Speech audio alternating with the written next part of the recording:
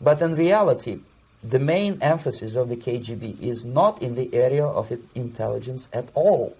According to my opinion and opinion of many defectors of my caliber, only about 15% of time, money, and manpower is spent on espionage as such. The other 85% is a slow process which we call either ideological subversion or active measures, активные мероприятия in the language of the KGB, or psychological warfare. What it basically means is to change the perception of reality of every American to such an extent that despite of the abundance of information, no one is able to come to sensible conclusions in the interests of defending themselves, their families, their community, and their country. It's a great brainwashing process which goes very slow, and it's divided in four basic stages. The first one being demoralization. It takes from 15 to 20 years to demoralize a nation. Why that many years? Because this is the minimum number of years which requires to educate one generation of students in the country of your enemy, exposed to the ideology of the enemy. In other words, Marxism-Leninism ideology is being pumped into the soft heads of at least 3 generations of American students without being challenged or counterbalanced by the basic values of Americanism, American patriotism. The result you can see. Most of the people who graduated in the 60s, dropouts or half-baked intellectuals, are now occupying the positions of power in the government, civil service, business, mass media, educational system. You are stuck with them. You cannot get rid of them. They are contaminated. They are programmed to think and react to certain stimuli in a certain pattern. You cannot change their mind, even if you expose them to authentic information, even if you prove that white is white and black is black, you still cannot change the basic perception and the logic of behavior.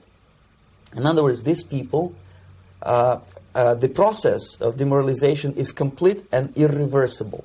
To get rid society of these people, you need another 20 or 15 years to educate a new generation of patriotically minded and common sense people who would be acting in favor and in the interests of the United States society.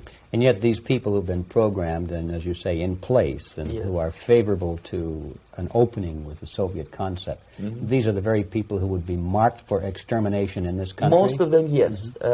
Simply because the psychological shock when they will see in future what the beautiful society of equality and social justice means in practice, obviously they will revolt. They will be very unhappy, frustrated people, and the Marxist-Leninist regime does not tolerate these people. They will join the links of dissenters, dissidents.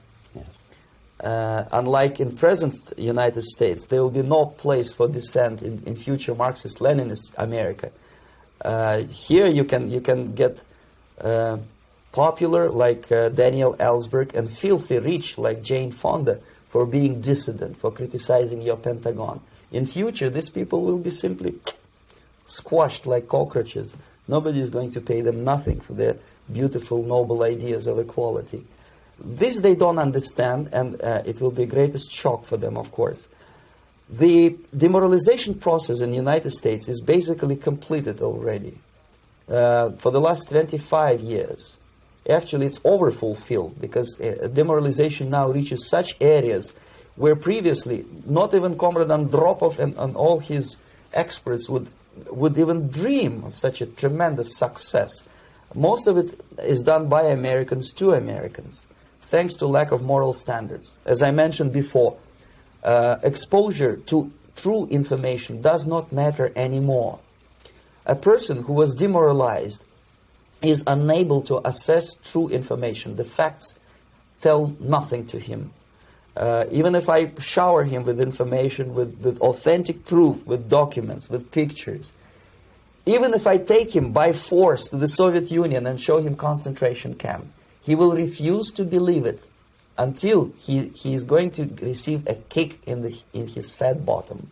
When a military boot crashes his balls, then he will understand, but not before that. That's the tragic of the situation of demoralization. So basically America is stuck with demoralization, and unless, even if you start right now, here, this minute, you start educating new generation of Americans, it will still take you 15 to 20 years to turn the tide of ideological perception of reality back to normalcy and patriotism. The next stage is destabilization. This time, subverter does not care about your ideas and the patterns of your consumption. Whether you eat junk food and get fat and flabby, doesn't matter anymore. This time, and it takes only from 2 to 5 years to destabilize a nation. What matters is essentials: economy, foreign relations, defense systems. And you can see it quite clearly that in some areas, in such sensitive areas as defense and economy, the influence of Marxist-Leninist ideas in the United States is absolutely fantastic. I could never believe it 14 years ago when I landed in this part of the world that the process will go that fast. The next stage, of course, is crisis. It may take only up to 6 weeks to bring a country to the verge of crisis. You can see it in Central America now. And after crisis, with a violent change of power, structure, and economy, you have so-called the period of normalization. It may last indefinitely. Normalization is a cynical expression borrowed from Soviet propaganda. When the Soviet tanks moved into Czechoslovakia in '68, Comrade Brezhnev said, "Now the situation in brotherly Czechoslovakia is normalized." This is what will happen in the United States if you allow all these schmucks to bring the country to crisis.